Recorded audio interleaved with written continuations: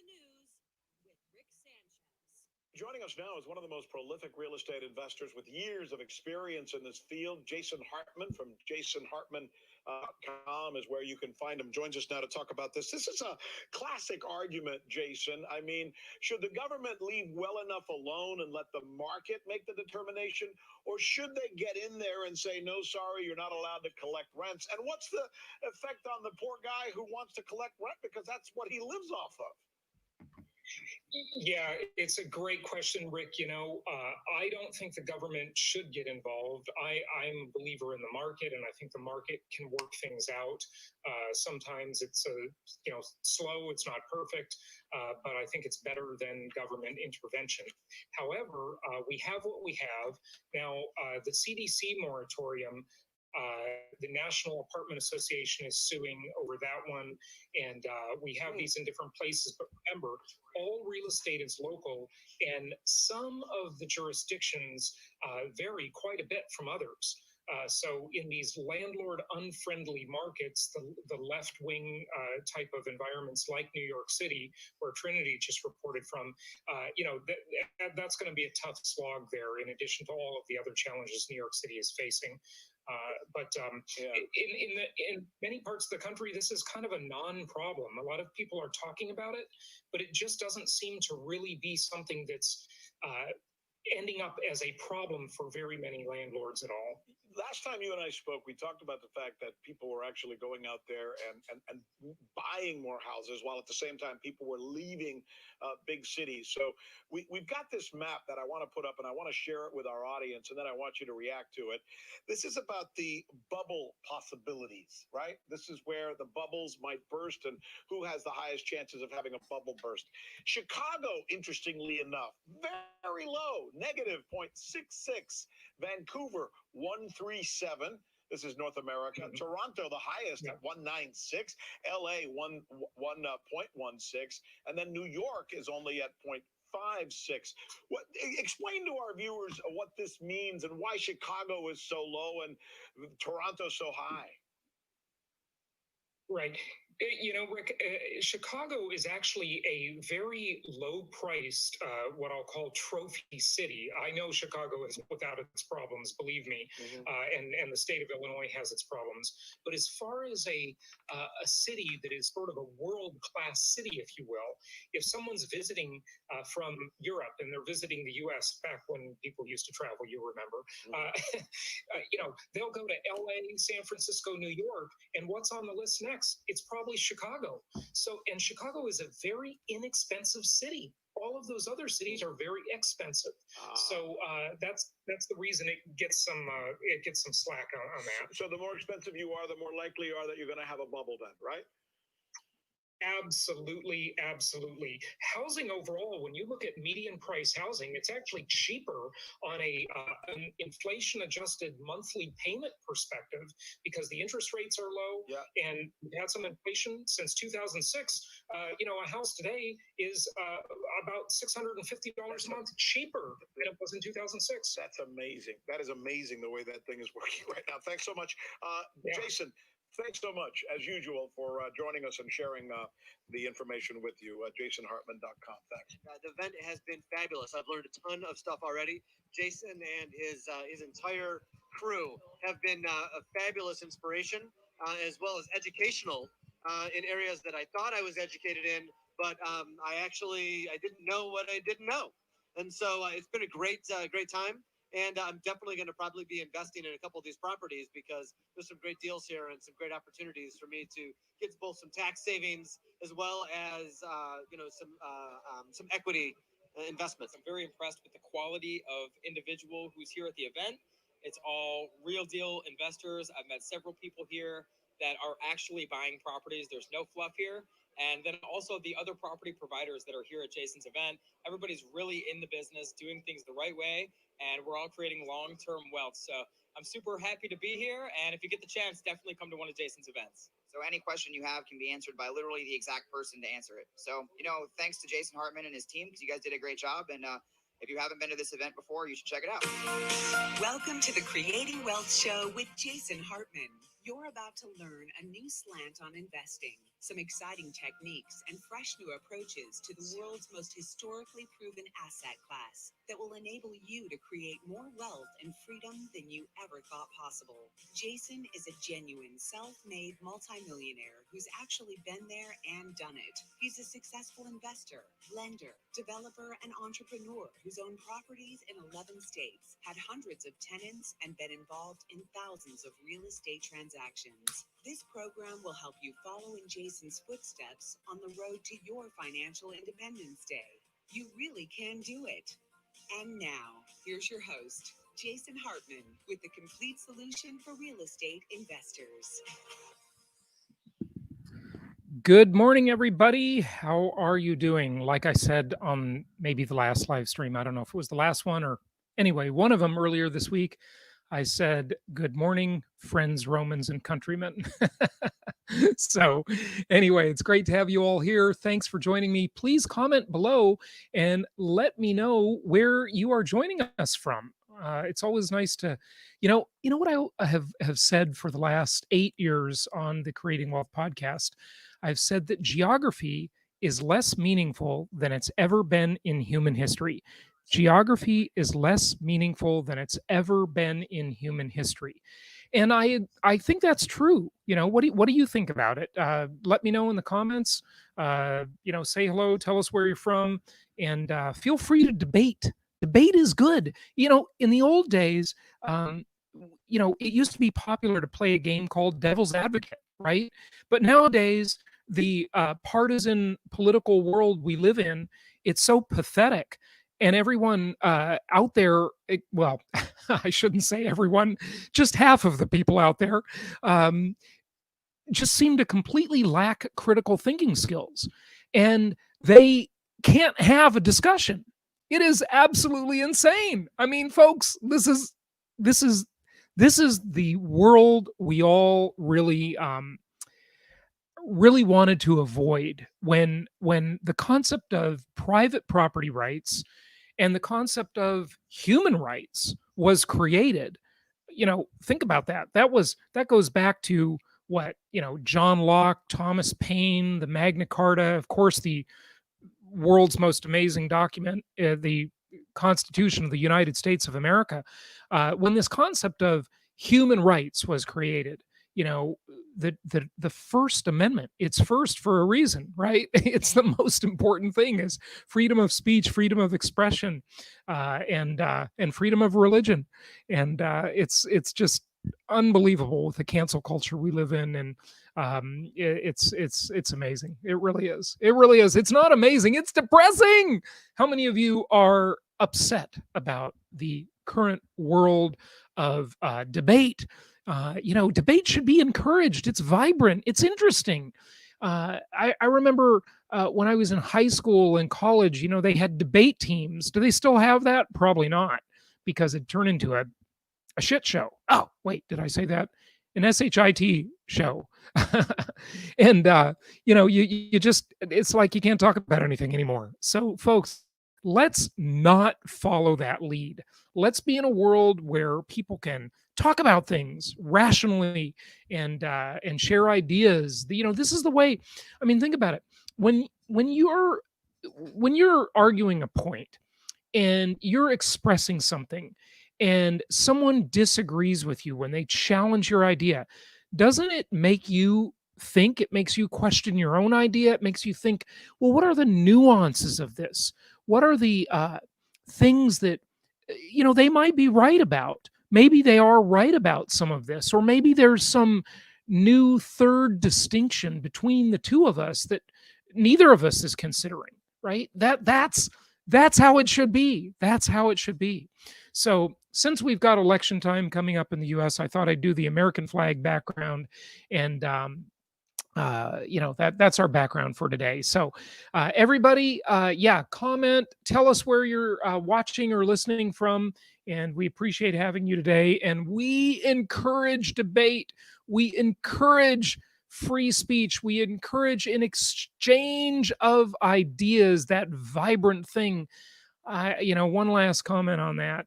But haven't you found that some of these conversations you've had in the past, where you're debating a point with someone. Maybe you're, sitting at the coffee shop or whatever. And by the way, coffee shops, I can't remember the name of this book, but I remember there was this one book I read a few years back, and one of our prior guests on the live stream and on the podcast, on the Creating Wealth podcast, talked about it. And in this book, he talked about how really one of the things that led to the Renaissance, and what is the Renaissance, right? But an intellectual Renaissance, a Renaissance of debate, okay, a Renaissance of discourse, a Renaissance of sharing new ideas. One of the things that really led to that, or at least helped it happen, and helped create a lot of technological advancement, was the popularity of coffee shops in Europe. Yeah, cafes and coffee shops. Back in, I don't know, I want to say the 1500s, maybe something like that, because this is where, it's obviously before telecommunications and before the world we live in now.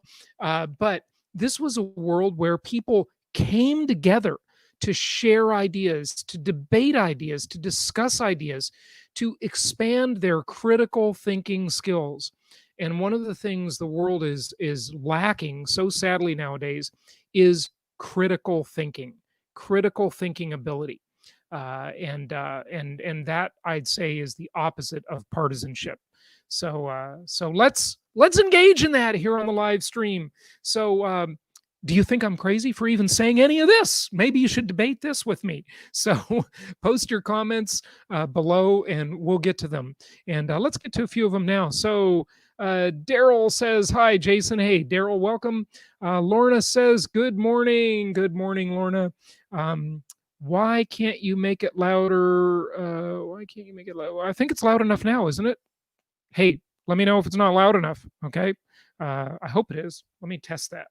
I've got, it's loud enough, folks. I can hear myself on delay. Why can't you make it louder? See, it's loud enough. So maybe that was earlier with the video or something. Yeah. It's the software we use. It's sort of difficult in some ways, because you can make the browser tab a direct link into the audio feed, which is great. But when the video I have to show you is not in a browser, if it's not online, then it's literally the microphone picking up the speaker. I know that's sort of primitive, but that's why sometimes that's not as good. So we will endeavor to improve. Okay, so Bill Brown, I can't believe how many bars there are in Chicago. Yeah. Well, that number is declining quickly. I wanted to say sadly when I said that, because it's certainly sad for the business owners, but maybe a little less alcohol consumption would be good for all of us, right? But yeah, Chicago really is as much of a disaster as parts of Chicago are, and as much of a disaster as Illinois is as a state. Chicago, look, you got to be able to make distinctions. This is part of critical thinking, right? Critical thinking. The ability to hold opposing ideas in your head at the same time, I'd say, is a very important idea. So yes, Illinois is a left-wing disaster of a state. Yes, Chicago, under its left-wing mayors and so forth, is a disaster. But the question is, compared to what, right? Compared to what? So if you compare it to New York, which is a left-wing disaster, or all of California now, which is a left-wing disaster, you compare it to Portland or Seattle, left-wing disasters. By the way, did you read the news that California lost another company? San Francisco, left-wing disaster specifically, is losing Charles Schwab. Yes, Charles Schwab is moving their headquarters to the Big D, Dallas, a business-friendly state and city, moving to Dallas. Thousands of employees moving to Dallas. Look at, do you hear that giant sucking sound, California, as people are just abandoning your disastrous policies? Gavin Nuisance or Gruesome Newsom, what a disaster. If that guy becomes president, we are We are in trouble, folks. We are in trouble. Got to get the sound effects going here. I forgot them. You know, I have a whole bunch of other sound effects. I don't even know what some of these buttons do. So let's try a couple. Okay. Oh, wow. The dog really freaked out at that one. I guess that's laughter. I think that's laughter. Okay, we won't do that. Hey, let the dog say hi, by the way, because she came up here. Come here. Hey, come here. Come here. Say hello. Say hello to our audience. Yeah, there's Coco. See, what do you say, Coco? Want to talk?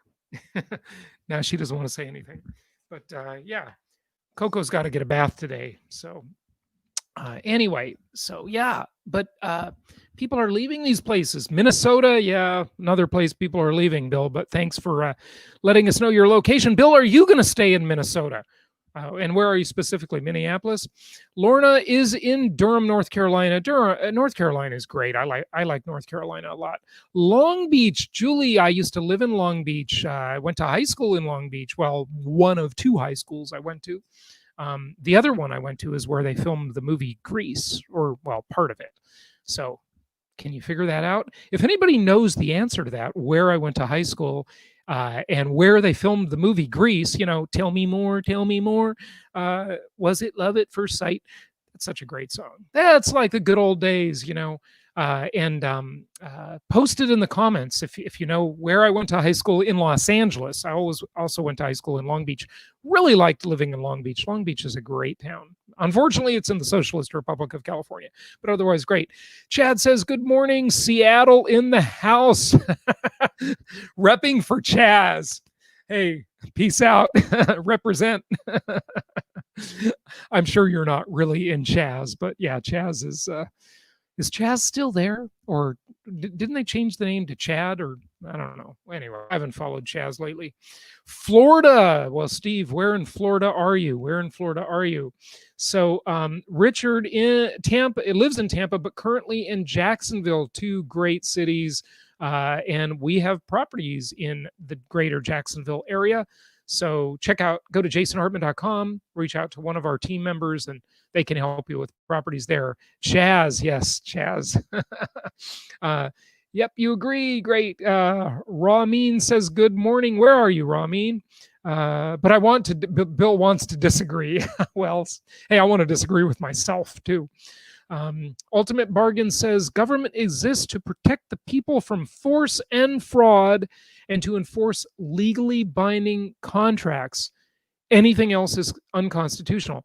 Well, I agree with you. And Ayn Rand, the late great Ayn Rand, wrote a lot about that, about how government's main role is to have the monopoly on violence and what I mean by that is that government should be the only entity that's allowed to inflict violence.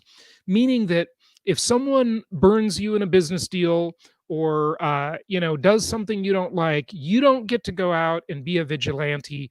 You have to delegate that power to an ostensibly I say, neutral third party, the government, because they have the monopoly on violence. And what every law boils down to is the ability to inflict violence. That's it. Think about it. Every single law boils down to the ability to inflict violence. What do I mean by that? Well, if you don't pay your parking tickets, they're eventually going to issue, or your speeding tickets or whatever, they're going to issue a bench warrant for your arrest. And eventually, people with guns will show up at your house and they will arrest you. And if you don't go cooperatively, they will inflict violence on you. They will tase you. They will pepper spray or tear gas you. They will shoot you and you will die. That is the government's monopoly, the ability to inflict violence. And also to have a court system to protect people from fraud.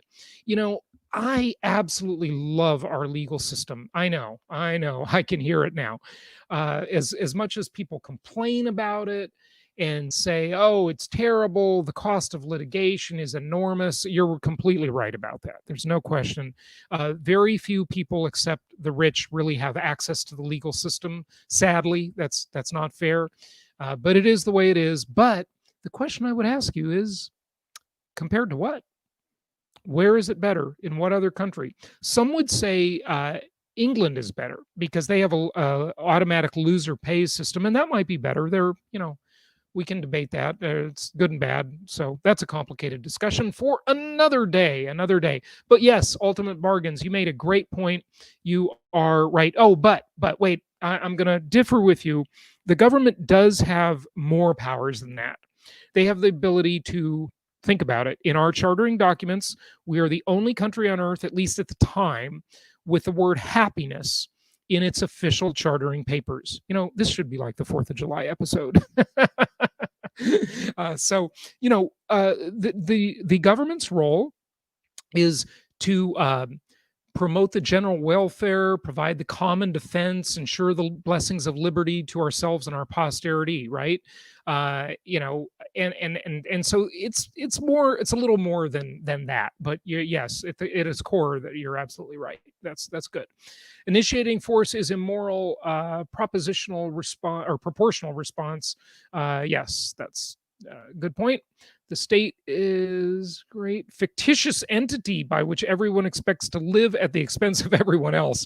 Yes, Bastiat said it well, and Bastiat was certainly a brilliant, I guess, political philosopher. Is that what we would call Bastiat? So good point. Yeah, absolutely. That's a very good quote. Okay, Lorna says, and we do appreciate all the vital information you bring forth. Thank you, Lorna, and I'll keep bringing it. And I love the picture of your 2 dogs. What are their names? Dan says, enjoying fall here in southern New Hampshire. I bet. Dan, I'm envious. I'm green with envy because I'm in Florida down here and the weather is getting really nice. But I do love the changing of the leaves. There's nothing more beautiful really than that beautiful fall foliage. And last year, I took my Venture Alliance Mastermind group on a fall foliage tour of the New England states, not tour, but cruise. That was a great time. And that was almost exactly a year ago right now. So thanks for the reminder. I got to go look at those old pictures from last year. Okay, Lloyd's of London was a coffee shop. Wow. I did not know that. Denver also. Is that really your name, Denver Gray? What a cool name, by the way. Cool name alert. Denver Gray. Awesome. Lloyd's of London was a coffee shop. That's a great bit of history. And of course, and the source of the word underwriting. Oh, that's fascinating. Tell us more about that one. Tell us more about that one. Chad says ideas are dangerous. Well, some ideas definitely are dangerous, but I'd still prefer a world where we can share ideas, where we don't have the Fahrenheit 451 of big tech companies deciding what we get to see and what we get to think and who gets to say what. That is super scary, super scary. The government isn't allowed to do that. So some would argue that they've delegated that to these big tech companies. And now the tech companies by proxy are censoring for the government that's not allowed to censor. So very dangerous, slippery slope there.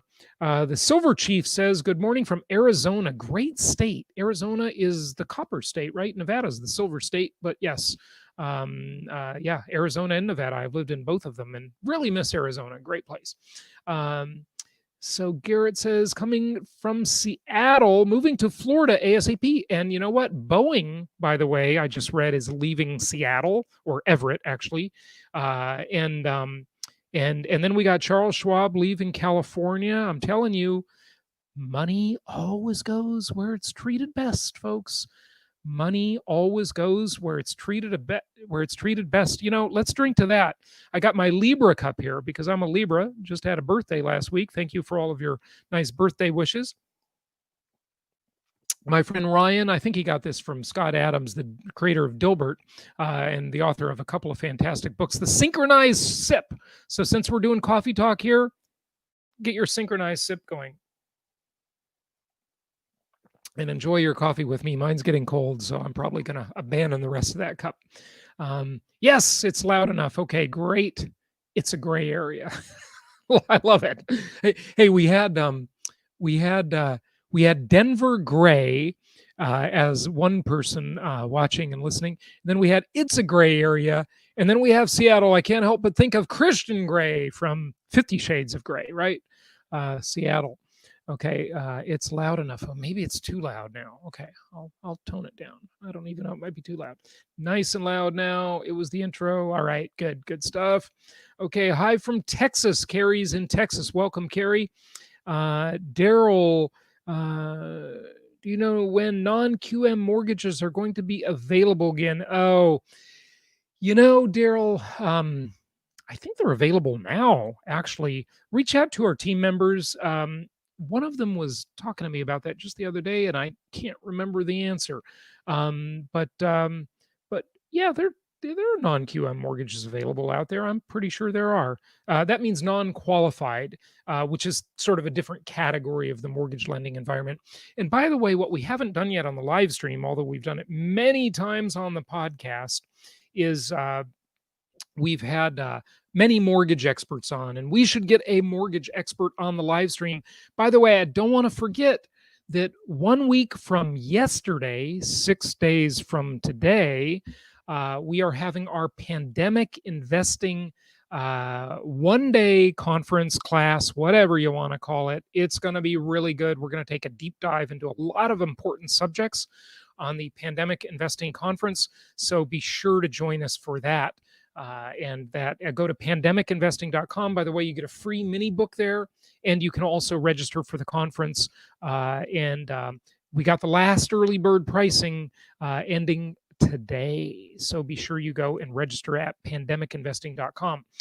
Okay, Gavin Newsom and Justin Trudeau seem like the same guy to me. Well, fair enough. That's a good point. Robert, smiley face, thank you. Robert in California. Oh, that's not a smiley face. That's a face that looks scared. Yeah, scared of the predatory California government. What I realized back in the early 2000s, almost 20 years ago, I was living in Newport Coast, California at the time, area of Newport Beach. And that's one of the richest zip codes in the country. I had 3 different houses up in Newport Coast. And I realized that you do not want to live in a place where the government is broke and the government has to, because they're broke and they're desperate, become predatory upon their citizens. And that's basically what California and New York are like, because the productive citizens have to foot the bill for the unproductive citizens or non-citizens, or as Hillary Clinton said, workers without papers. There you go. But they got that in every state, but California, the Socialist Republic of California, sadly has the most of it. Lorna says, hello, Coco. Yes. Well, Coco says hello back, and she just perked up when I said that. Daryl says, what is the best way to anticipate what the future annual tax bill will be on newly rehabbed properties, since the existing taxes are based on pre-rehab dilapidated properties? Oh, that's a great question, Daryl. Well, that should be pretty simple, because it'll just be based on the new purchase price. The new purchase price will not necessarily be the assessed value, but it's usually right about there. Okay. And by the way, make sure if you're entitled to it, it varies by jurisdiction. You take any homestead deductions, and I know it's not owner occupied, I get that, but some, there are various deductions you can get, or exemptions. Make sure you take those. And on the Creating Wealth podcast, we have done many shows where I've interviewed tax dispute companies that help you dispute your taxes, your property taxes, I mean, and get them more in line with what they should be, or what you think you should be. So if there is an assessment at a given price, you can always dispute that, and there is a process for that, and you can do it yourself, or you can hire one of these companies pretty inexpensively to do it for you. And I would just, the problem is, I think there's like one that we found, and we had them on the show, one national company that does it, but there's a lot of companies that do it state by state and in various jurisdictions. So find out, what those companies are, how to appeal your tax assessment in, and put the state or the city, and lots of search results will come up when you Bing it. Don't Google it, because they're evil. Okay. Denver Gray in New Orleans, considering Texas or Florida, well, yeah, you definitely don't want to be in New Orleans. New Orleans is a disaster of its own in various ways. But yeah, Texas or Florida, I'd highly recommend either of those. I'm in northern Minnesota, still waiting for the global warming to kick in. Yeah, keep on waiting for that one. That's it's amazing what is presented as science nowadays when there is massive disagreement on this stuff. And I'm not saying global warming is untrue. I'm saying there are a million layers to that onion. Okay, that is such a complex topic that is, the first question is it happening? The second question is it bad? Because it actually does create a lot of good things while creating bad things at the same time. Then the third question is it because of evil humans ruining the planet? And should you take this Malthusian view of it? Malthus was this idiot, stupid economist a couple hundred years ago that basically postulated that as human population increased, resources would be scarce and there would be famine. And he was just wrong, wrong, wrong, as they all are. By the way, a really interesting book I'd recommend that you read is called The Bet. Okay, I read this book a few years ago, and it was by oh gosh, what was the name of those two environmentalists, or not environmentalists? Oh gosh, look that book up for me. I want to say I can't think of their names. Julian something, and I'll look it up. But anyway, a book called The Bet. It's fascinating, fascinating book. I just forgive me. I need more. My coffee got cold, so I haven't had enough caffeine yet. Cold coffee, no bueno. Yeah, but the book, The Bet, really interesting book, all about the big debate that was very famous, high profile debate in the 70s between these two opposing schools of thought, of this kind of Malthusian school that, we have this environmental disaster on our hands. There's going to be famine. The movie Soylent Green came out in the 70s at some time, and all these predictors of doom. They were just wrong. What they never account for, they always fail to view human beings as a resource. They always view them as a cost to the environment. And yeah, humans make a mess. I'll agree. I completely agree with that, especially in, third world developing countries. They really make messes there. And by the way, one of them would be China, which I wouldn't really call third world anymore, but a developing country nonetheless, and a massive environmental polluter. These are the countries with the biggest environmental sins. So anyway, read the book The Bet. It's super fascinating. But it's basically the debate between humans are a resource. Humans make a mess. Yes, they do, but then they solve their problems too. There's that kid that's got the invention to remove all these plastics from the ocean, and humans are a resource. They're not only a cost. Okay, that would be ridiculous. If you're going to look at it that way, then you should look at every animal as a cost too, because they're exhaling CO2, and they're using resources to live just like humans do. Yeah, humans use more because, well, humans have a couple of things that the animal kingdom doesn't have. They have opposable digits. This was a pretty big deal. This thumb, the thumb allowed us to do a lot. It allowed us to build the modern world. Without those opposable digits, things would be a lot tougher, because, hey, dolphins are smart, and pigs are really smart too. There's a lot of smart creatures out there, but they don't have those opposable digits, and they don't have the cerebral cortex, with all those convolutions in our brain and all those brain cells. And humans are a pretty special creature, so they got goods and bads, just like anything. Okay. All right, probably just leaving the city for the burbs, though. Okay, well, hey, you're smart to do that, Denver. Definitely smart to do that. Okay, hi from New Orleans. Hello again. from New Orleans. Okay, SMSFV. What does that mean? SFE. Was that something I was talking about earlier?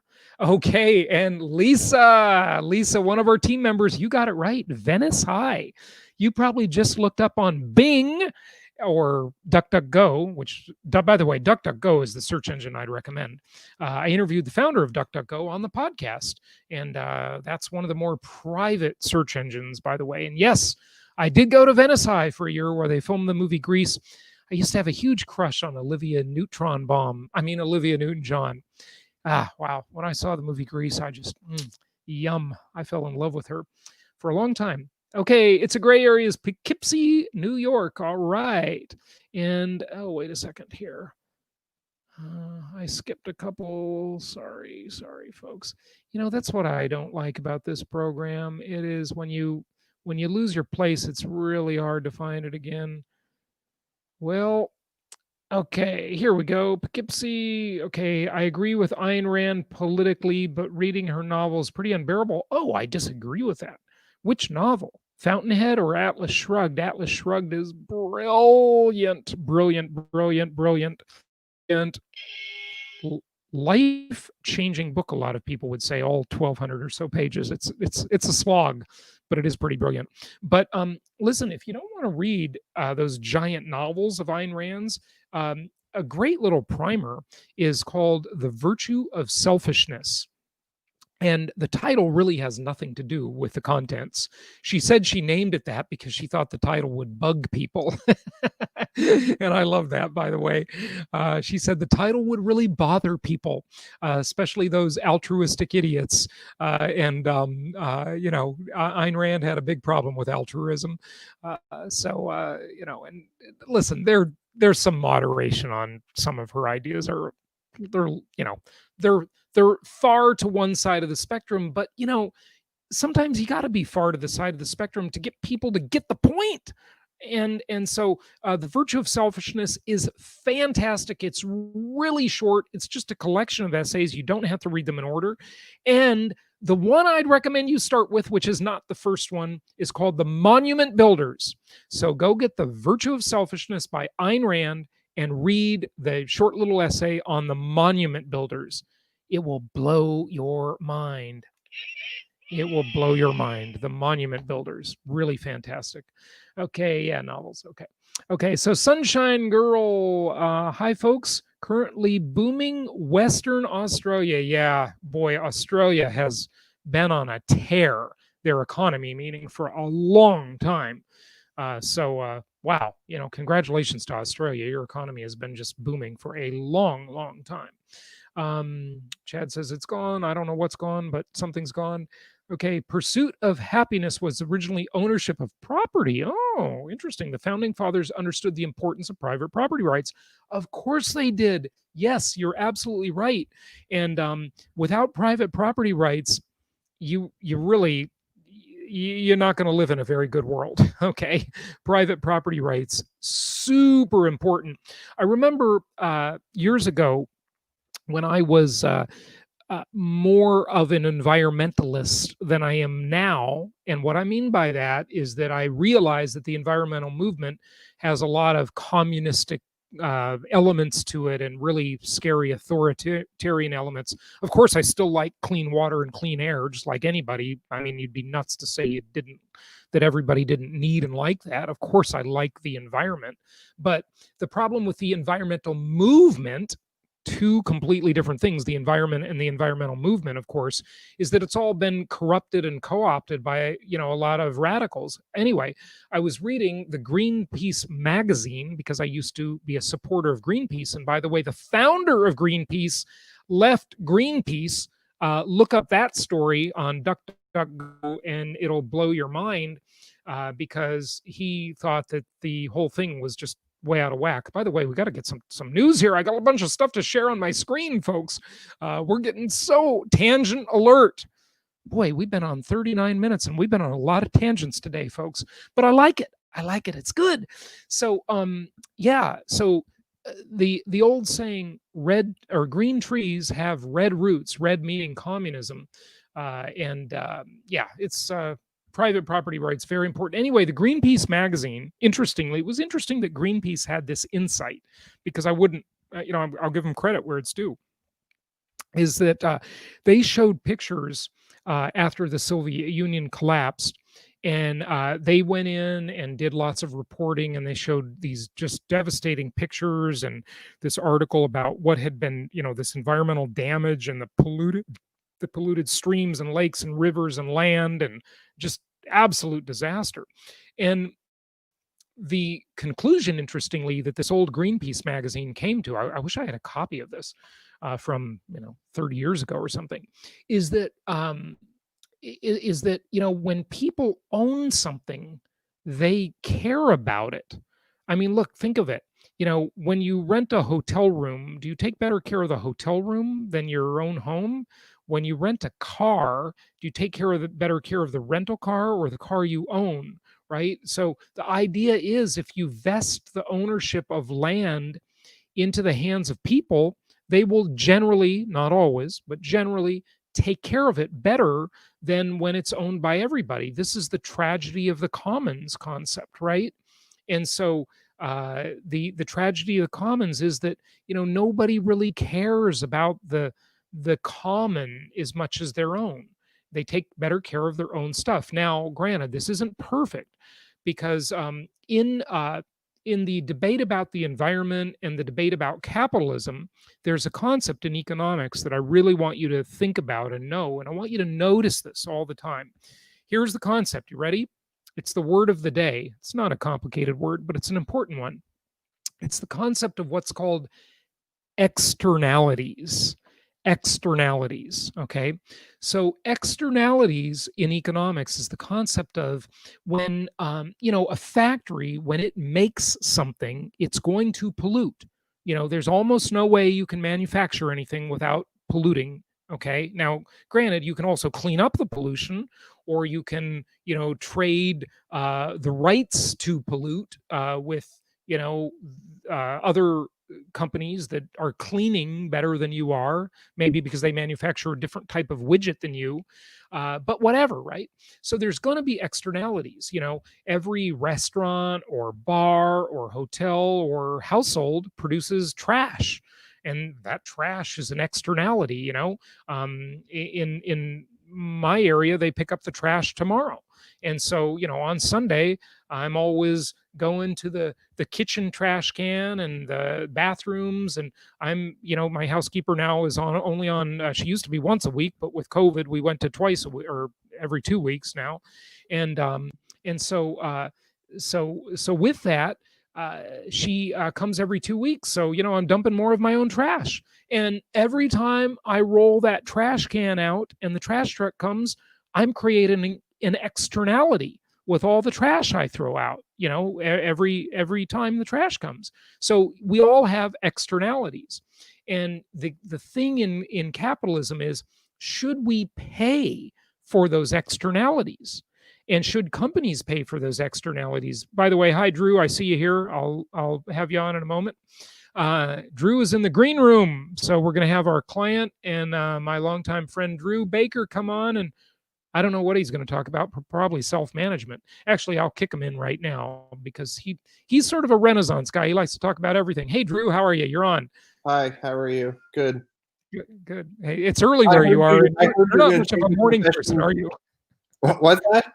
You're not much of a morning person, I don't think, right? And it's early where you are in the Socialist Republic of California. Well, you have 2 kids. You're always an early person. Yes, that's true. That's true. But hey, I logged in and heard you're going to become a trash man or something. I don't know. Yeah, well, yeah. So, I pay for my externalities, right? I have to pay for the cost of trash pickup and things like that. But, externalities are something of life, right? But private property rights generally will limit externalities more so than the tragedy of the commons and the property being owned by the government. Okay. And Drew, I'm just getting through a few things here, and then we'll talk. So Dan says Florida and New Hampshire make a great combo. Yeah, both beautiful and no income tax. Yeah, and New Hampshire might be by the way, I've predicted this. I'm going to go on record, remind you that this is one of I've had so many predictions come true, not all of them, but many of them. Certainly, I've been wrong about what? You know, regular listeners, what I've been wrong about. Interest rates. My predictions on interest rates absolutely suck. Okay, but I've been right about many other things. And one of them I think I'm going to be right about, it might take a while because this one's a biggie, is that during our natural lifetime, we will see states secede from the Union. I really think that's going to happen in maybe Texas, New Hampshire, who knows? But I don't know that this, sadly, this environment we're in can really coexist the way it is because, you know, like to go back to Ayn Rand, right? In Atlas Shrugged, what did the producers do? Well, they went to Galt's Gulch, you know, that character being John Galt. Who is John Galt? And they just went on strike. The producers said, you know, we're not going to pay for everybody else forever. You know, we'll pay something, but at some point it becomes intolerable and we're going to go on strike. And the producers go on strike because, you know, it's not fair that they should have to pay for everybody else. So, okay, Lorna says the black star, the black one is Star in Asia. Oh, the dog names. Oh, hi, Star in Asia. Okay, great. Okay, Denver, Lloyd's of London started. Yes, you were talking about this before, and this was fascinating, Denver. Lloyd's of London started by all the retired ship captains, all drinking coffee and spending part of their retired days in London, and young ship captains would go there for funding and insurance. Oh, that's quite fascinating. Isn't that amazing how these giant enterprises like the big, huge insurance company Lloyd's of London started? Okay, the captains would discuss the deals brought to them by the young, by young and would-be captains in need of funding and insurance. Folks, I know that it's super casual to just type nowadays, but do me a favor and give me a comma once in a while so I can read it more easily. But yeah, that's the Denver. That's super fascinating. Hey, Thank Jason, you for sharing. Jason, I have a funny story about the Lloyd's of London. So one of our friends was a big insurance guy in Newport Beach, and he said, "Hey, you guys are going to go to London," and we actually took our son with us, Scott, and he was 6 months old, and so he said, "I think I can get you a tour of the Lloyd's of London book estate. You know, it's this big, amazing property." And we said, "Great." So we lined it up with the guy that works in there. It's a real open concept, cool building. And you know, we get to the gift shop where the guy comes down to meet us, and him and the security guard look at Katie and I and go, "You're not coming in," because we didn't realize that they have like a strict dress code. We hadn't been told, and we were like, you know, in sneakers, and I just hadn't even thought about it. We're rolling up with like a stroller and a tracksuit basically, and they like laughed at us, and so we never got to see it. Oh, well, you got to dress up for things sometimes. Hey, Drew, so let's talk. You wanted to come on, I think, last week, and we had so many people, so many of our team members on last week. There wouldn't have been any time to chat. But, you know, you had a self-management success recently with one of your properties, I think, that you wanted to share. And you got a higher rent than expected, right? Tell us about that. Well, it's a weird situation because you know, this property had kind of needed to be remodeled. It had 10 years of sort of you know, just slap another coat of paint on and do minor stuff. So it was like it's time to kind of get rid of the old builder grade, you know, stuff that was in the house. So we went through and did a light refresh, you know, more modern colors. Like, I don't know why, but it seems like whenever it's like, hey, you need a paint, they don't change the color, they just touch up the areas that need to get touched up. And you know, mustard color walls after 10 years of being touched up in here, there, and wherever just doesn't work. So you know, rather than thinking outside the box, what are the popular colors, what do people like, they just go with what was picked 10 years ago as the color, and then they just repaint the house that to make it easy. All right, so what happened though? Yeah, what happened? So we refreshed the house, you know, and the rent went from $10.95 $12.25, and wait, I lost you for a second. It went from $10.95 to $12.25. Did you say? Yes. Yeah. Fantastic! Congratulations! Wow. Yeah. That's, So let me clap for we did that. that. the thing that was weird was what I'm doing now is whenever I write the lease, I just went off the basic template that a property manager had, and I've just edited it over time, Yep. and sort of added, certain things that I've gotten along the way. One of which you said was an escalation clause. I put that in there. Yeah, And meaning the lease price escalates. Maybe like if you do a 2-year lease, you'll increase the price on the second year, right? Make it $25 or $40 higher or whatever.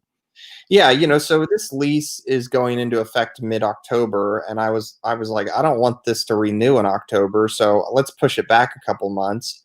And they were okay with the 2-year lease, so I made it 22 months, and they're paying a pet fee when they move in, and then a pet rent, every month, and then a cleaning fee when they leave, and all this stuff is just baked into the cake. And these are real expenses that they should pay. And before with the property manager, it was like they didn't take any whole. Property managers almost always suck. I mean, there are so many bad property managers. It's unbelievable. Part of it, though, I'll give them a little compassion, is that they are trying to serve two masters, and that is just an inherent conflict of interest in the property management world. So I just love it when people are self-managing. If you have a great property manager, keep them. But if not, self-manage your properties long distance. We teach people how to do that, and it's a great option. I love my self-managed properties. I mean, they're just, it's counterintuitive, but it's actually easier sometimes. Now, Drew, you've really taken the bull by the horns on your self-managed properties. And I think your entire portfolio is self-managed now, right? You've got properties in Indianapolis and Memphis, and you live in the Socialist Republic of California for the time being, right? That is correct. I've been trying to get you and Katie to move. So every day I get a message from Jason that I need to move. It's like an alarm clock. I send him a link to a house, some glorious house he can buy in Florida for for $300,000 less than his house in Orange, and it's twice as big with the lease up. So it's funny because what I've been doing now is I realized that whenever I did these lease ups, I don't have any of the tenants' information, and sometimes my relationship with these leasing agents or the property manager goes away. So if I ever need to track down who these tenants are, I just don't have their information. Yeah. So what I'm doing now is another problem with property managers. Yeah. Yeah. So what I'm doing now is I'm putting their ID on the on the back of the lease, on the very last page that they sign, just so it's like a physical record of them and they're initialing it and all that sort of stuff. So they can't say it's somebody else. Well, what was weird was I looked at the ID and I went, "What?" Yeah, it had one of my other property addresses on it, and I went, "This isn't the tenant at that property." And that property has been occupied for 3 years, so it was just puzzling to me. And the reason I didn't realize it was one of my former tenants that was moving into the property. I mean, I thought it was like fraud or something. It was so weird to me. But so I looked her up. I saved all my portal documents and all my portal conversations with my property management company. So I went back and found the tenant and found the move out, information given to me. And they said, "Hey, the tenant was here for a year, left calmly, left the place in good condition. There's going to be some minor things that need to be done, but it's good to go." So it was kind of funny because my leasing agent had me do a rental history check on my former tenant for my new tenant. So right. Yeah. So it was weird. What you're saying, just to be clear, is that this tenant who was applying to rent one of your properties already rented one of your other properties years ago, right? Yes. Yeah. And you've been investing in income property with us for about 10, 11 years now, right?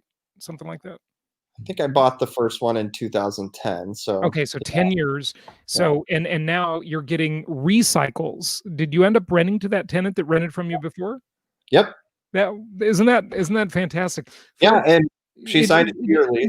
It really goes to show you that you are really impacting people's lives as a landlord, and it's not some big significant thing in this example, but I just, think about it.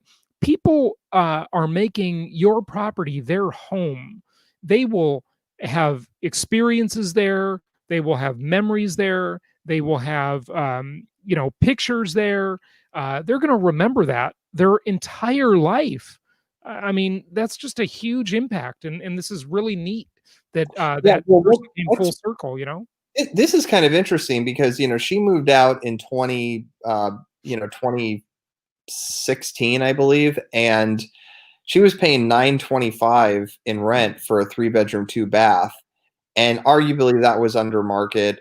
But she left. I don't know why she left the other property. I haven't talked to her yet. But she's renting this new property, which is a smaller 3-bedroom, 2-bath for $1,225.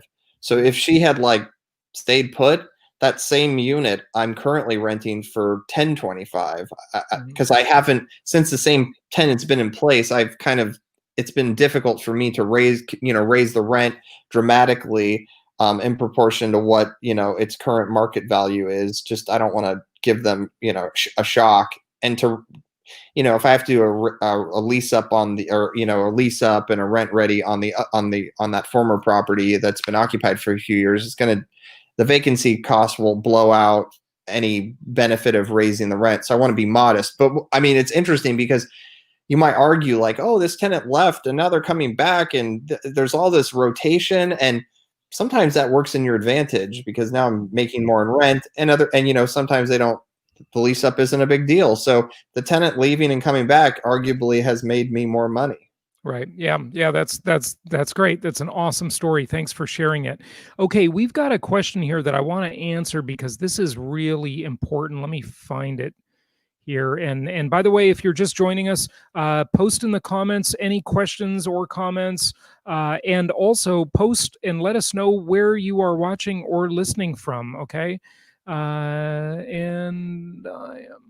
This is important one. I want to get this. Okay, here it is. I had it on the screen before. So All Me says, will lenders agree to put our LLC on the title? A lot of real estate gurus suggest quitclaim deeds afterward to put in the LLC name. So let me just address what is being asked here, which is a common question we get a lot. Residential real estate is not designed very well for using entities. So you have to approach it with a little more care. If you're buying a big commercial property, which won't be as good an investment in almost every case, then that marketplace and the financing market is designed to use an LLC or an entity to own the property. And this strategy that you're talking about that the other real estate gurus mention is a little bit dangerous. There is a much better strategy using a land trust to get your property in an LLC. And we have a fantastic new webinar on this. I want everybody watching to do this, okay? I'm going to put it on the screen for you, and you got to go do this because this, not that one, that's for next week on Saturday. You're going to join us for our pandemic investing thing. But this is it. We have a brand new asset protection webinar, jasonhartman.com/protect. And we've got a fantastic lawyer who does this. He's really, really helpful. And he has, I think, the best strategy I have ever seen in looking at this for so many years, which basically you use a combination of your LLC and your land trust, and you can save a ton of money, and it works much more effectively with the financing problem. And what happens when you want to refinance the property? Do you need to take it out of the LLC name and put it back into your name? And that's just complicated. So this strategy that he talks about is excellent. Go to jasonhartman.com/protect and join us for that asset protection webinar. And a lot of other great things are covered. It's 90 minutes long. You'll really like it. It's a fantastic thing. So Drew, I wanted to get to that because that's an important question that we get all the time. Okay, so Mitchell says, aloha, thanks for your real estate insights. Come and invest in Singapore. Are you in Hawaii? Is that why you said aloha? Or are you in Singapore, Mitchell? But Singapore is super expensive, and I can't possibly imagine Singapore would make sense from an investment perspective. But it is certainly a fantastic, beautiful, beautiful city state. I've been there twice. I love Singapore. I'm a big fan. And yeah, great place, great place. I stayed last time I was there. I stayed at that incredible Marina Bay Sands hotel, and that's the iconic one where you see those 3 skyscrapers, and on top of the 3, spanning the 3 of them, is this sort of, it looks like a big cruise ship, and what an amazing property. I stayed there and loved it. I was on the 55th floor, and just an incredible, beautiful city, Singapore. Okay, so, or beautiful city state, really. So Denver says, once the captains had decided what deals they, I think you meant wanted, or what deals they want, would write the fraction of the deal and wanted to write under the risk. Yeah. So that was basically insurance. They would insure some part of it. Yeah, fascinating. Over time, the place became Lloyd's, this coffee shop. That is super fascinating, amazing. A quick claim can trigger the due on, well, not due on transfer, but the due on sale clause. Yes, it can. The Supreme Court has upheld the due on sale clause. Now, just so you know, I've never heard of that happening, but it could ostensibly happen. It's potentially a problem. So just check out that great webinar we have, jasonhartman.com/protect, and that'll answer those questions and a lot more. Carrie says, I'll send you and Cynthia an updated list of non-QM lenders and their options. Thank you, Carrie. That's excellent. Carrie's one of our team members. Okay, speaking of Southern New Hampshire, I've got great success investing in duplexes here. Prices are high, but so is the rent, perpetual low inventory. It's part rural and part reality of a suburb of Boston. Okay. Wondering if you have any thoughts on an area like this. Yeah, New Hampshire never really comes up in conversation because, the action just isn't up there, right? The action is, as you've got like 10,000 people a day turning 65 years old in the United States now, really the action is in the sunny locations. So if you can be in the Sun Belt, but have a property that makes sense in a business friendly, landlord friendly environment, that's really where people are going. Of course there are exceptions. Even Indianapolis is one of our exceptions. Drew owns in Indianapolis, and he's had really good luck with his properties there. But not everything's about the Sun Belt. There are some things that overshadow that, and we have properties outside of it. But generally speaking, all things considered, if it's apples to apples, I would be in the sunnier areas. I'd be in Georgia, Florida, those kind of areas. So that's good. Drew, other thoughts or questions you wanted to share? Feel free to chime in here. I'm just trying to grab. Yeah, I'm. It's interesting because I am kind of curious. You're talking about pandemic investing and all this stuff, and I kind of wonder, which is going to be, more difficult to recover from, the crisis or the recovery. And I mean, like, you have the crisis, which is like everybody, running out of toilet paper and running around crazy. And then the recovery, which is all the fallout from all the shift in what's going to actually come of the economy. And it is weird because, I didn't expect prices to basically increase by 20% in my market in 6 months. It's just incredible. And so I don't know. I mean, it kind of makes me in some ways, cautious, because it just seems like there's this total disconnect and distortion. I don't know. What do you, I mean, I guess maybe a little bit of it depends on the next administration, but I don't even know so much. I think there's, I think they're given too much credit. I don't know. Well, what is the distortion? What are you talking about? Disconnect and distortion? Just the economy. I mean, in terms of, house prices seem to be by and large going up. And I don't know which is, I don't know what's going to happen with the recovery. I mean, what do you think is going to happen in 2021? Good question. So last week I gave a speech to a group in Tampa, Florida, about the bubble. The big question, that we get all the time: Are we in a bubble? Are we in a bubble? And I am going to share this presentation on Saturday at the pandemic investing class. It's just a one-day class. It'll go from 11 to 5. We'll do a happy hour afterwards, like we did at our Meet the Masters event. So be sure to register for that, everybody. Pandemicinvesting.com, and get your free mini book as well. But what I showed, Drew, to answer that question is, of course, there are other factors. There are many factors. But I did a study. I did my own research. I did my own math. And I just wanted to look at the price of housing.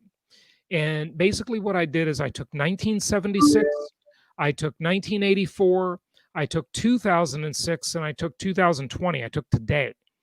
And I compared housing prices based on interest rates, because people buy a house on a payment, not a price, based on interest rates, and adjusted for inflation and adjusted for the price today versus the price back then. And I have showed beyond the shadow of a doubt, okay, that housing is actually quite cheap today. I know. You might be thinking, do you like my sound effects? that I'm crazy.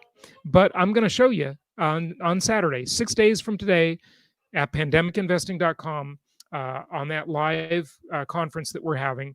I'm going to show with charts and graphs and math how housing is actually less expensive than it was in 1976, in 1984, in 2006, and today. Okay, it's actually gotten cheaper. It's truly, truly amazing.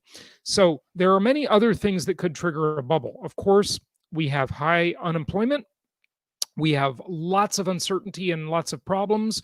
No question about it. I absolutely agree with all of that. But in terms of cost, if you're worried about housing prices themselves, housing is actually pretty darn cheap. And I know, Drew, you haven't seen that presentation yet, but it's absolutely amazing. So, folks, I hope you'll join us next Saturday. It is interesting, because I would think with this whole pandemic, in some ways, it's sort of pushing the baby boomers aside in terms of the old way of thinking. And, in some ways it's giving the younger generation saying, hey, we need to, things that are able to be mobile, need to be mobile. And, teaching your parents how to do Zoom and stuff like that. I mean, I think there's going to be some, unintended or intended good consequences that come out of, just the change up. Right. Well, that's to your mobile point, what I said earlier, and I don't know if you were watching before you came on, but I talked about how geography is less meaningful than it's ever been in human history. And, I said that back in 2012. I started with that quote because of the advent of the self-driving car. And Drew, you and I have talked a lot about Tesla and a lot about self-driving cars and the different technologies out there. But Waymo, which is Google's company, I think, yeah, I'm pretty sure Google owns Waymo. They are Alphabet, I should say. They are now releasing fully autonomous ride hailing in Phoenix, meaning there is no human in that car. The car will pick you up and it will drive you around, and it's completely computer controlled 100%.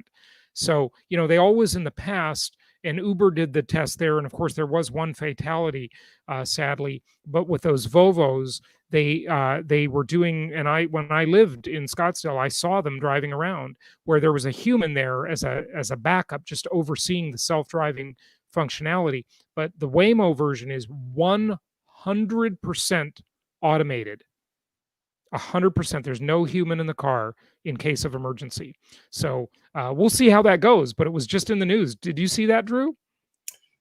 I've seen related things. I don't know if I've seen exactly. Well, that's a new one. That was out last week in the news.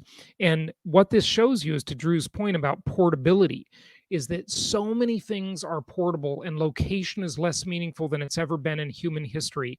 And what I mean by that is that people don't need to live in these expensive, overpriced, leftist controlled cities that are disasters. They can leave Seattle, they can leave Portland, they can leave New York, they can leave LA, they can leave San Diego, they can, the urban areas, high density areas of San Diego. San Diego is a mixed bag, obviously. They can leave Los Angeles. They can leave Boston. They can leave these places, and they can live in suburban or even rural places because mobility has increased. So again, we'll talk more about this stuff. We're going to take a deep dive into a lot of these topics on Saturday, 6 days away. Go to pandemicinvesting.com, get your free mini book, and register to join us at the event. Okay. Becky says, hi, Jason. For a first investment property, I wanted to invest somewhere not too far, meaning not too far away from where you live. But I'm located in the Socialist Republic of California. Is it feasible to invest in in Southeast as my first rental? Well, what do you mean Southeast? You mean Southeast California, like in the Inland Empire or something like that, like Riverside, San Bernardino? I don't know where you're located exactly, Becky, but we have never found anything in California that makes any sense. Now, I will say we tried to do this during the Great Recession. We started looking at this in 2009, and we kept looking until about 2012 or 13. And we thought we could get away with recommending properties in the Inland Empire, meaning Riverside, San Bernardino County, and Imperial County, the Inland Empire area of San Diego. And we even looked at what I'll call the Inland Empire of Northern California. Still couldn't make it work. We got close, but not close enough to make the numbers work. The rent to value ratios were just too unfavorable to landlords. And also, Becky, I want you to know that you really want to invest in a landlord friendly market. California is landlord unfriendly. If you get a bad tenant, a bad apple, and occasionally everybody does, and you have to evict them, you're going to have a really tough time in California, New York, in all these left-wing landlord or landlord unfriendly, tenant friendly places. We want to invest in places that are favorable and friendly to our cause as landlords. Okay, and think about it. This is actually good for the people that live there, because where are the biggest housing shortages? They're in these left-wing controlled jurisdictions where they're not friendly to landlords, they're not friendly to developers, and so there are massive housing shortages causing the price of housing to go way through the roof. It's just bad for everybody. Part of private property rights and part of having a functioning society is having a government that will enforce contracts. This is kind of the philosophical stuff we've been talking about this morning. And in California, you're the big evil landlord, and if you employ people, you're the big evil employer, and you have no rights. So it's ridiculous. So that's why money always goes where it's treated best. And people are leaving those jurisdictions. Charles Schwab leaving San Francisco, Boeing leaving Washington State, or the Seattle area.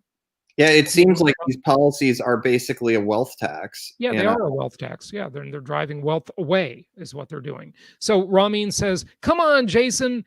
SFV is the Valley, San Fernando Valley. Sorry, yes, you're right. Hey, listen, I grew up in LA, quite familiar with the San Fernando Valley or the Valley. And, I like to always watch old TV shows and old movies and listen to old music and read old books, because I think it's very important to remember our history. And I got to tell you, I was watching the show on YouTube the other day. It's kind of funny. I couldn't watch more than a few minutes of it, but I just wanted to try and jog my memory. I think it's a movie, right? Valley Girl, okay, the movie, right? I wanted to do Austin Powers when I was going to imitate the Valley Girl there, but I couldn't think of it. And then that other show, Square Pegs, that was popular back then. And what was funny about it? It was all like shopping mall culture, where people, teenagers used to go hang out in the shopping mall. And that's a whole thing that is going to disappear from our memory. That was a part of culture. back then. Really, really fascinating. So yeah, interesting. But yeah, San Fernando Valley for sure. Okay, so um, Sunshine Girl says, we are reporting a surplus in Western Australia despite COVID, 21st century gold rush starting, and folks checking out the commodities and lithium stocks. Think ahead, battery powered cars. Yeah, well, Drew knows all about that because he was really a follower of battery technology and Tesla for a long time. And yeah, Western Australia definitely booming. It's China gets a lot of its commodities from you. Drew, go. Well, to the previous question about the malls and culture and how that's changed. I mean, I would have to think that basically the mall was what the internet is today. I mean, as far as a place to socialize, a place to shop. Yeah.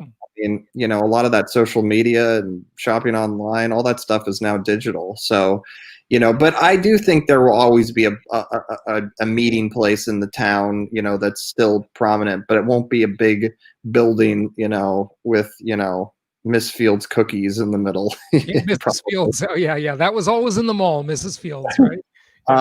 But yeah, I about the commodities, lithium batteries. Yeah, some of that stuff is interesting, but it's speculative. People are talking about now different types of cobalt ratios and using more nickel in the battery, and so I don't know. I mean, I've been wrong. I was right about my initial assessment that Tesla was going to do well, and then I got bearish, and I don't know. They seem to have done a turnaround. So they somehow pulled it off, and I'm amazed. But I still think that Elon Musk and Tesla are guilty of financial manipulation of sorts, and I don't know exactly what it is. I'm not even sure it's illegal.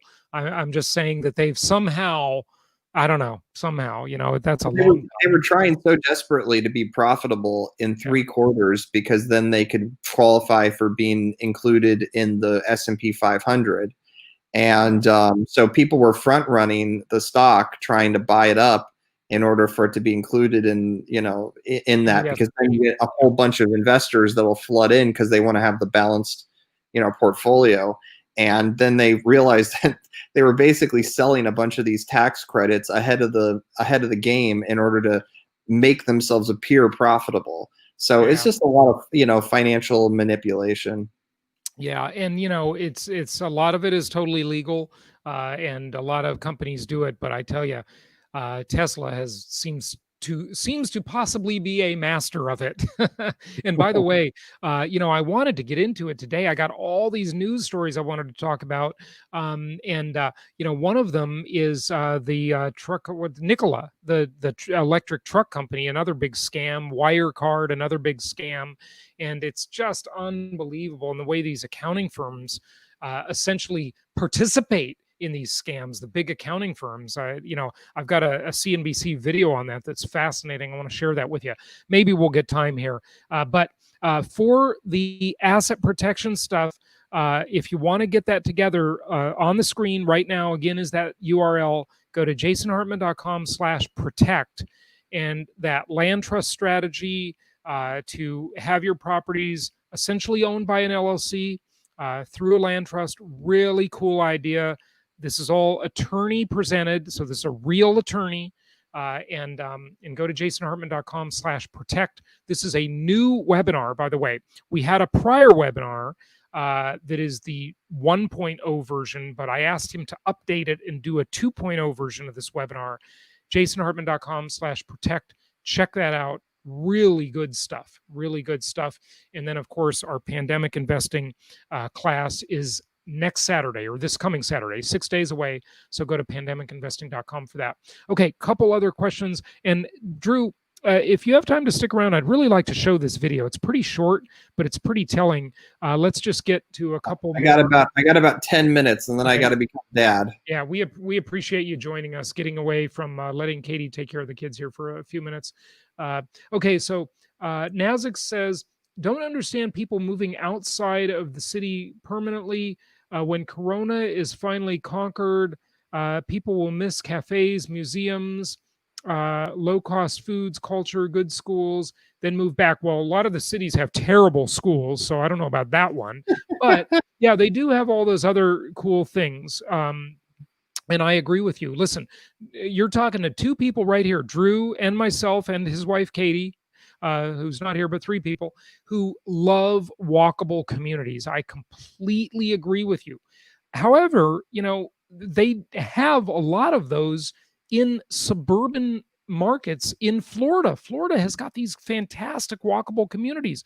I sent videos to Drew and Katie last weekend of one in Tampa, Florida called Hyde Park, and it's suburban.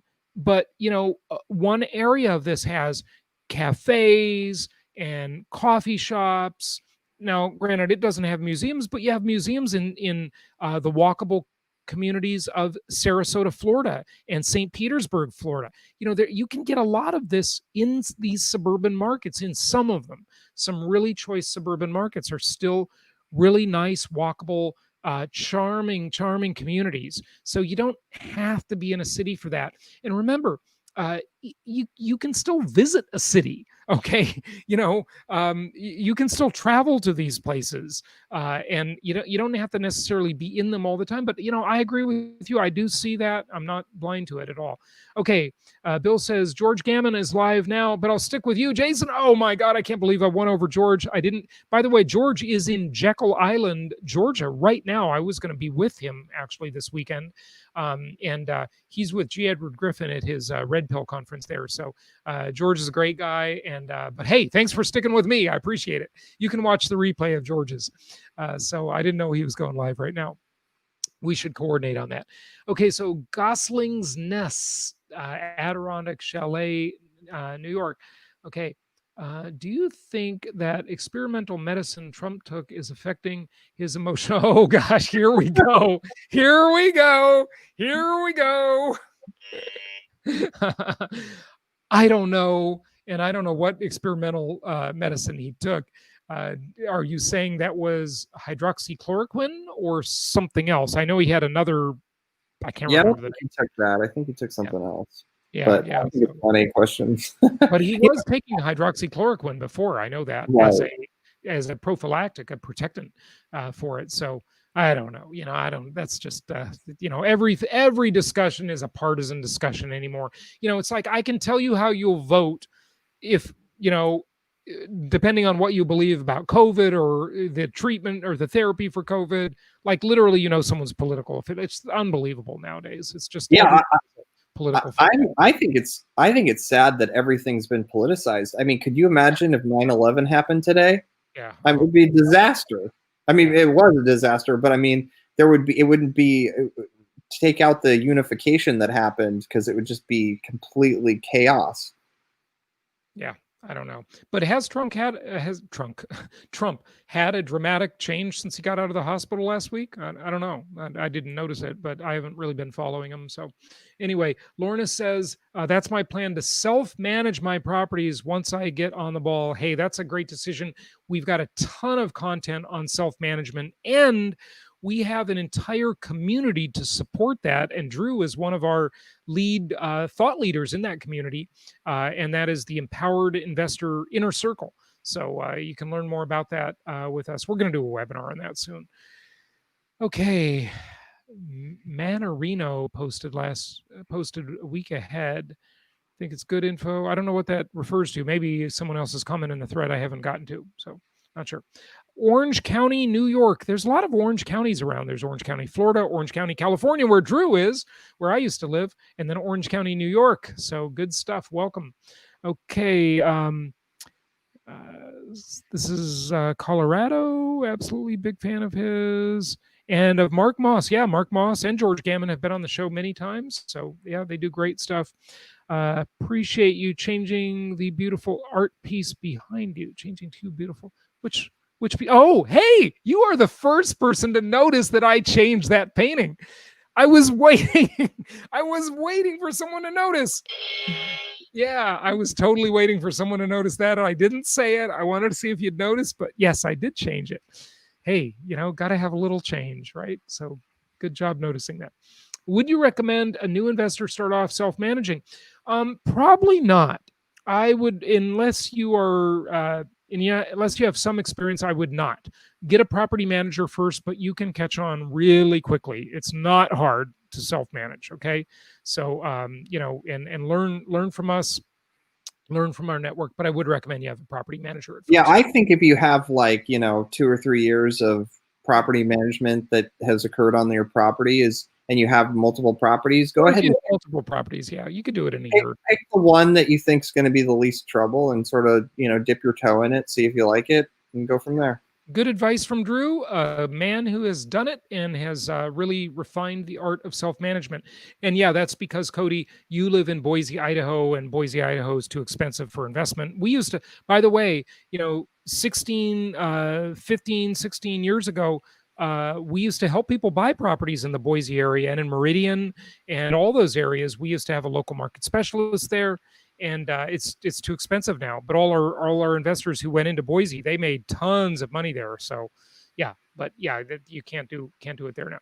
Are there some traditionally linear markets that you think could be looking more like a hybrid market right now? Yes, Atlanta, Georgia. Atlanta, I'd call hybrid or right on the verge of being hybrid, and we have properties there.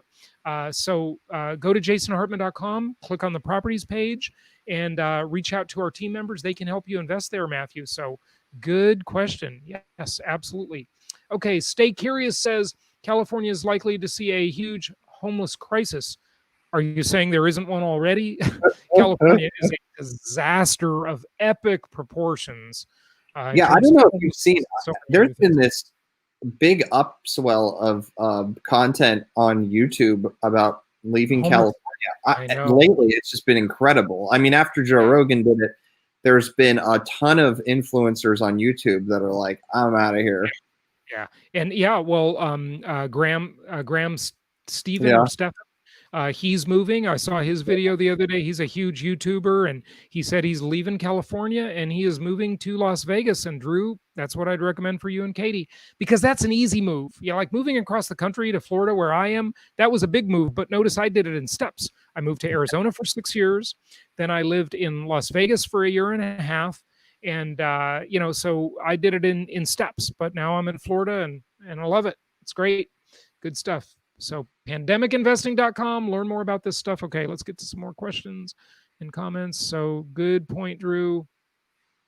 Okay, the gold color says good morning. Good morning to you. Okay, Becky says, I meant southeast of the U.S. Is it feasible to buy and manage first rental so far from home? Okay, so Becky, that's good, and it relates to what Drew and I were just talking about. If you have never owned rental property before, I do suggest that you have a property manager first.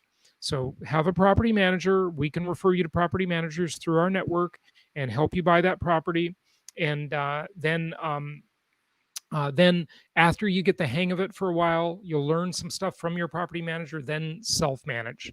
So yeah, I think that's great. And then ultimately see if you can move out of the Socialist Republic of California, like I'm working on Drew and Katie to do. Drew, am I going to win? Am I going to convince you? In a few years, you're getting close. Yeah. I'm getting close. All those properties I keep sending you, huh? Okay, so Lisa is one of our team members, and she says, hi, Cody, part of Jason Hartman's investment counseling team, managed property. She self-manages property in Mississippi, but she lives in LA. It depends on your experience and willing to talk to tenants. Yep, good stuff, Lisa. I agree. Okay, Ramin is bullish on rare earth metals. Yeah, well, that's what they use to make a lot of our electronics. So good reason for that. I was going to the G. Edward Griffin thing this weekend, but got a personal invite. Jay just to book. I don't know what that quite means, but yeah, good stuff. Good stuff. So yeah, make sure you pick up George Gammon's broadcast from there later. After we're finished, you can go check that one out. Okay, Kenneth says, everyone on the northeast coast is moving to Florida. It looks like they just gobbled up rent. Yeah. They're getting out of New York, and Florida's become super popular with that in mind. So yeah, absolutely good point. Good point. Okay, so again, the Advanced Asset Protection webinar is at jasonhartman.com/protect, and our event 6 days away is at pandemicinvesting.com. So go check that out. Drew, I did not get through a single slide yet. And I know you got to run, but I got a few things I'd like to go over with people. So, if you got to run, we'll let you go. But you're welcome to stay with us too. And I want to just go over a couple of these news stories here. So, Drew, Well, do you have to go?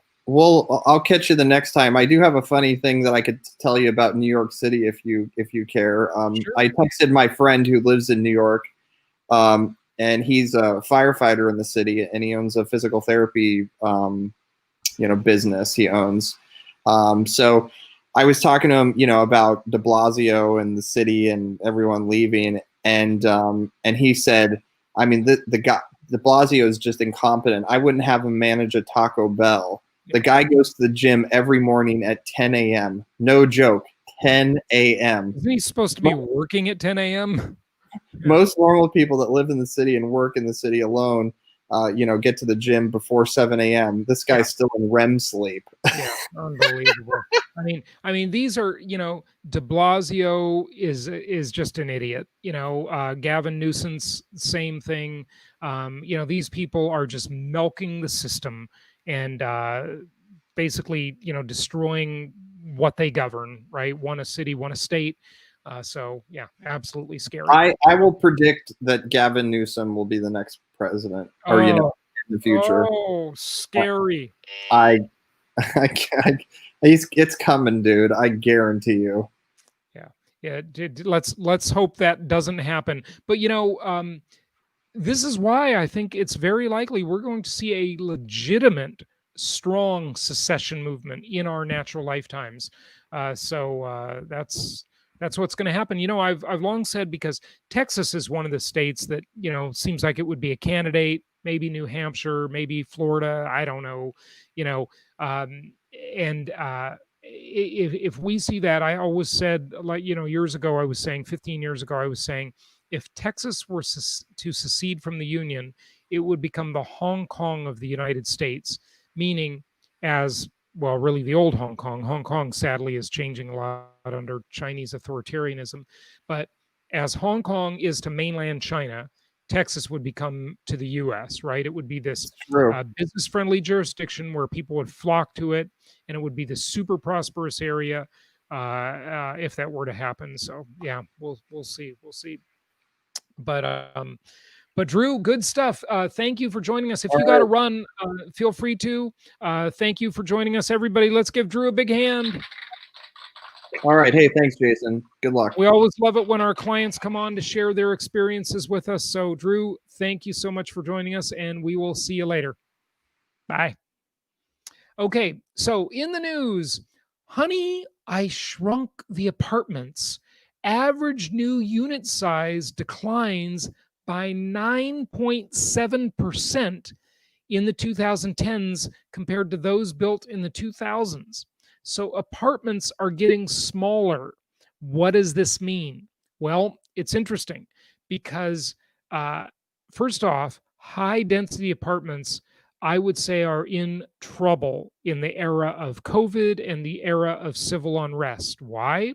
Well, obviously, the two danger zones are any high density environment. Elevators are certainly a danger zone, mass transit, a big danger zone, or anything where people are packed together is a danger zone, not only for a virus, but it's also a danger zone for civil unrest. These problems do not exist in the suburbs. Now, certainly there are suburban apartment buildings that are, 3-story, 2, 3, maybe 4-story apartment buildings, and those won't be as affected. But anything higher than 4 stories, especially, is in real danger. That's a very real concern. But look at what this article goes on to show. It has a graph, and and you look at this from 2000 to 2009, okay, versus 2010 to 2014, versus 2015 to 2019. Change in average new apartment unit size by time period in the top 20 US metros. Now, those are probably the same top 20 metros as used in the Case-Shiller Index. And here, I think it's fine to use that as a metric, those top 20 metros. But They used to be 1,031 square feet is the average size. Now, between this 4-year period, 2010 to 14, they went down in size by, how much is that? About 80 square feet. They got smaller. Then they got 20 square feet smaller than that, or 21 square feet to be exact, right? So apartments getting smaller, okay? Donald Bren, who I actually have met, and 2 of his sons were actual clients of mine when I was in traditional real estate back in Orange County, California. I did some work for the Irvine Company, and Donald Bren was always an idol of mine, and still is. You know, he's worth about $17 billion with a B, a real estate billionaire, really a phenomenal success story. He's done incredible things with what's known as the Irvine Ranch. And the Irvine Ranch in Southern California was originally a Spanish land grant. And, you know, I'm not so sure how true this folklore is, but basically the way the Spanish land grant was created is they said, you know, whatever land you can encircle on a horse from sunup to sundown will become part of the Spanish land grant. It's kind of a cool story. And this was maybe in the, I don't know, the 1800s or something. I'm not sure. You look it up, go to DuckDuckGo and look it up, and go to jasonhartman.com, because it'll be after this broadcast, I'm sure. Go to jasonhartman.com/ask and tell me the answer about this stuff. Tell me the story. Send me a link or something. I'd appreciate it. Anyway, so they picked the fastest horse and the longest day of the year. What is that? June 21st, right? Is the summer solstice. That's the longest day of the year. And they encircled all this land that became the Irvine Ranch.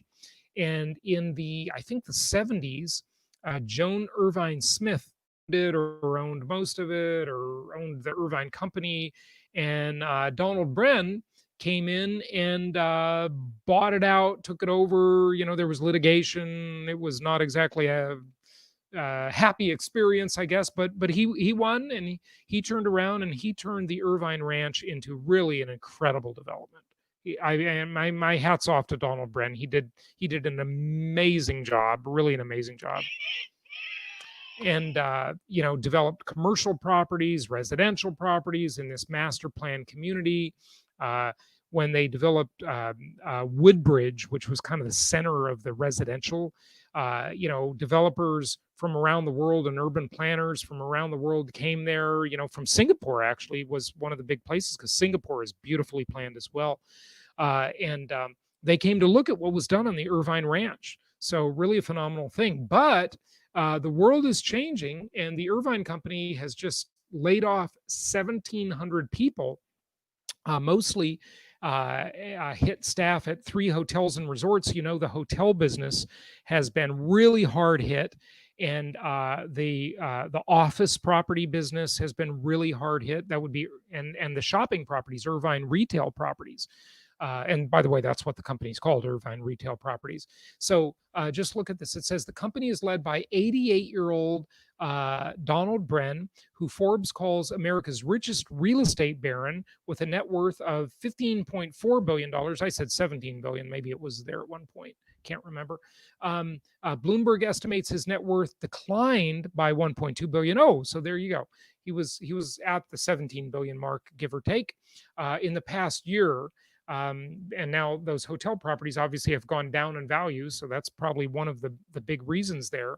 But since he led a takeover of the firm in 1977, Irvine Company's website says it has 125 million square feet of holdings, including 560 office buildings, 40 retail centers, and by the way, also lots of apartments and so forth, and 17,000 employees. So basically, it's laid off 10% of its workforce, 1,700 of the 17,000. It also has some other properties outside of the Irvine Ranch. You know, has offices in Los Angeles, Chicago, and New York, but its main activities in that Southern California market. So look, I really wanted to get into commandment number 3 as it relates to big accounting firms today. But folks, we don't have time. I got to go make myself my daily salad because I'm starving as I'm here talking to you. It's past my lunchtime here on the East Coast. So we'll get into this probably next week and do that maybe next week. But look, make sure you join us for pandemic investing on Saturday. This is going to be a great class, and it's just 6 hours long on Saturday. We'll probably go a little longer and have a happy hour, have a drink at the end of it. That's really fun. It's all online, so super easy for you to get to. You don't have to drive anywhere. Remember, location is less meaningful than it's ever been in human history. So join us online next Saturday, 6 days from today, pandemicinvesting.com. Even if you don't register for the event, you'll get a free mini book. And we look forward to seeing you there. And the link again for the asset protection webinar, the new one, this is the new one, it's new, is jasonhartman.com/protect. So you can check that out as well anytime. And we will look forward to seeing you on Saturday at our pandemic investing one-day class. And until then, happy investing. Thank you for all of your participation and your questions. We're here to help. You can reach us through this website or the main website, jasonhartman.com. If you're in the United States, you can pick up the phone and call us at 1-800-HARTMAN. That's 1-800-HARTMAN anytime. And we will look forward to seeing you next time. And until then, happy investing. Thanks, everybody. Bye-bye.